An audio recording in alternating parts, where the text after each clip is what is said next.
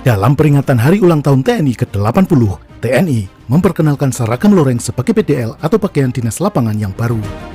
Seragam loreng ini akan digunakan seluruh matra TNI dan akan menggantikan loreng DPM atau Malvinas yang sudah digunakan lebih dari 40 tahun.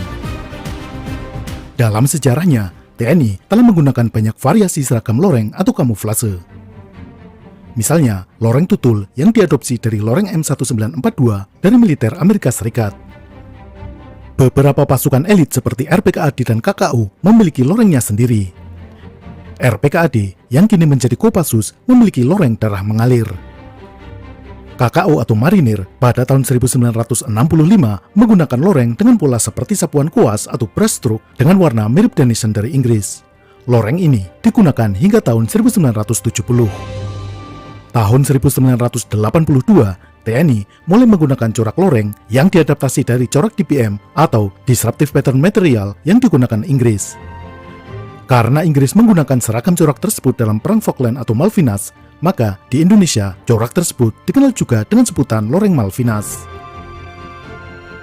Tahun 1984, Panglima ABRI Jenderal LP Murdani memerintahkan penyeragaman loreng seluruh matra TNI menggunakan corak loreng tersebut. Corak DPM atau Malvinas menjadi corak loreng resmi TNI selama puluhan tahun. Meskipun demikian, beberapa satuan TNI juga memiliki loreng khasnya masing-masing. Misalnya Kopassus dengan loreng darah mengalir. Kemudian, Angkatan Laut memiliki loreng biru dengan corak gambar kapal perang. TNI Angkatan Udara juga memiliki loreng khusus sendiri. Selain itu, muncul juga berbagai macam corak loreng kamuflase di beberapa satuan. Ada yang bertahan lama, ada pula yang berumur pendek. Di antara variasi loreng yang dimiliki TNI, misalnya loreng Raider, loreng NKRI, loreng Macan Tutul Marinir, loreng Kopaska, loreng Samar, loreng Habema, dan lain sebagainya. Akhirnya, pada tahun 2025, TNI memperkenalkan loreng terbarunya. Dari segi komposisi warna, loreng ini memiliki setidaknya 4 warna yang terdiri dari hijau, coklat tua, coklat muda, dan krem yang cenderung putih. Warna hijau di sini lebih lembut dan cenderung pudar, tidak seperti hijau DPM terakhir yang sangat mencolok. Warna coklat muda cenderung agak kekuningan.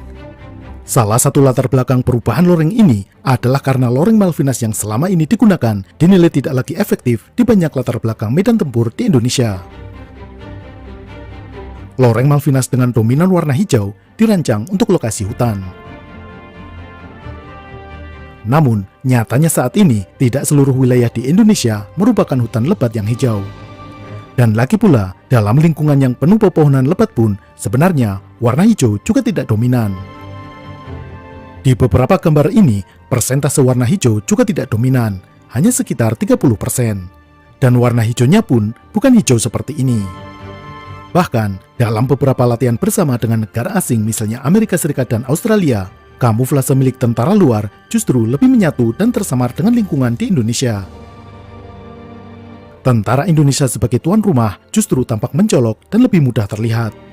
Mungkin bukan sepenuhnya pengaruh coraknya, tetapi lebih ke pewarnaan kainnya. Warna hijau yang dipilih terlalu terang atau mencolok. Desain loreng baru ini kemungkinan dipengaruhi atau terinspirasi dari corak multicam yang digunakan Amerika dan beberapa negara lain. Multicam adalah corak yang awalnya dikembangkan oleh perusahaan Cray Precision bersama dengan Angkatan Darat Amerika.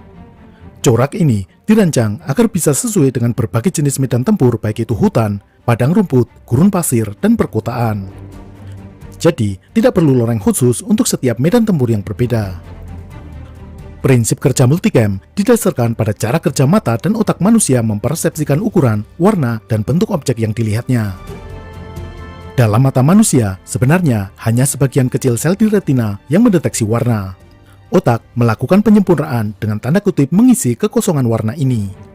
Desain multicam memanfaatkan prinsip ini dan membuat pengamat seolah-olah melihat pola kamuflase ini sebagai bagian dari background di sekitarnya. Selain oleh Amerika Serikat, corak multicam kemudian banyak diadopsi oleh militer negara lain di dunia.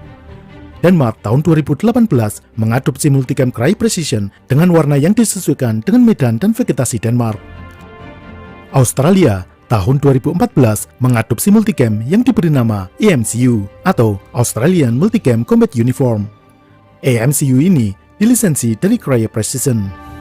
Militer Inggris juga merubah corak loring standarnya dari DPM yang dominan warna hijau menjadi warna multicam yang diberi nama MTP atau Multi-Terrain Pattern.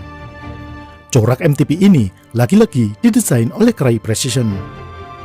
Belgia mulai meninggalkan corak jigsaw yang telah lama digunakan. Pasukan elit Belgia menggunakan corak multicam dan secara bertahap merembet ke satuan reguler lain. Jerman juga mengembangkan kamuflase yang mirip dengan multicam. Jerman selama ini identik dengan corak kamuflasenya yang ikonik, yakni Flaktarn. Meskipun tetap mempertahankan corak Flaktarn, namun melakukan perubahan warna yang cenderung mendekati multicam. Kombinasi ini disebut sebagai multitarn. Rusia juga melirik corak multicam, meskipun tidak bekerja sama dengan Crye Precision. Corak ini digunakan dalam seragam tempur VKBU 2.0 yang digunakan bertempur di Ukraina.